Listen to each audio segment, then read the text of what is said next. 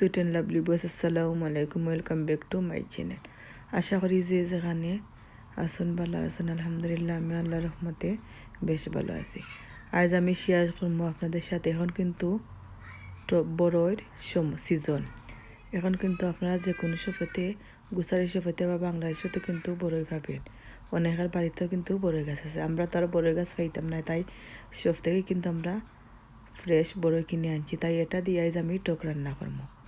তেল ছাড়া কীভাবে ছোটো মাছের টক রান্না করা যায় সেটা এখন শেয়ার করবো। তাহলে চলুন এখন আমি আমার রান্নাটা শুরু করি। আর এই আজকের ভিডিওটা আপনাদের কাছে ভালো লাগে অবশ্যই লাইক করবেন, কমেন্ট করবেন, আর প্লিজ সবাই কিন্তু আমার ফুল ভিডিওটা দেখার চেষ্টা করবেন। তাহলে চলুন আজ আমি কী মাছ দিয়ে রান্না করি এখন সেটা শেয়ার করবো। এখানে দেখতে পারা আমি নিছি ফনা মাছ। ফনা মাছরে আমি কেটে দুই পরিষ্কার করে ভিজিয়ে রেখেছি। আর এখানে নিচে আমি দেখতে পারা কয়েকটা কাঁচা বড়ই।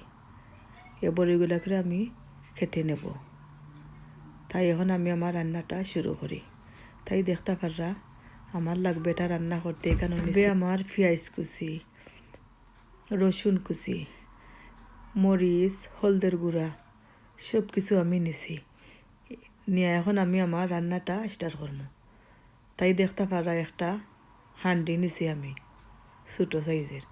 এখন আমি এই হাঁডির মধ্যে কিন্তু আমি দিমু পানি দিছি। পানি দেওয়া কিন্তু এখন প্রথমে দিছি আমি রসুন কুচি, পরে দেব আমি মরিচ, হলদের গুঁড়া, রসুন কুচি, স্বাদ মতো লবণ দিয়ে আমি এটাকে ভালোভাবে মিক্স করে নেব।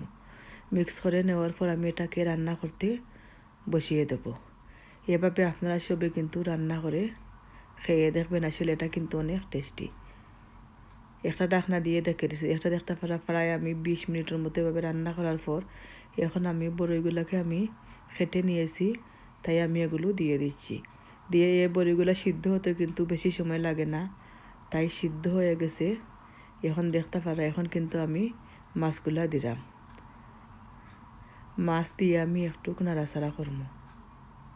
যে কোনো টক রান্না করলে কিন্তু মরিচটা একটু কম দিলে খেতে কিন্তু অনেক ভালো লাগে। এখন দেখতে পারা আমি কয়েকটা কাঁচামরিচের মাঝখানে দিয়ে কেটে নিয়েছি, নিয়ে আমি এগুলো দিলাম, কারণ আমি মরিচের গুঁড়াটা কিন্তু একটু কম দিছি। এখন দেখতে পারা টক রান্নার কালার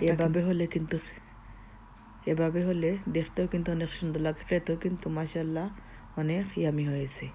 আপনারা যারা যারা এভাবে টক রান্না করে খাইছেন না তেল ছাড়া, তারা অবশ্যই কিন্তু একবার হলেও ট্রাই করবেন। কারণ এখন কিন্তু আমরা বিদেশেতে গুছারি সবগুলোতে কিন্তু বড়ই ফ্রেশ পাওয়া যায়, কারণ এখন কিন্তু বাংলাদেশে বড়ইয়ের সিজন।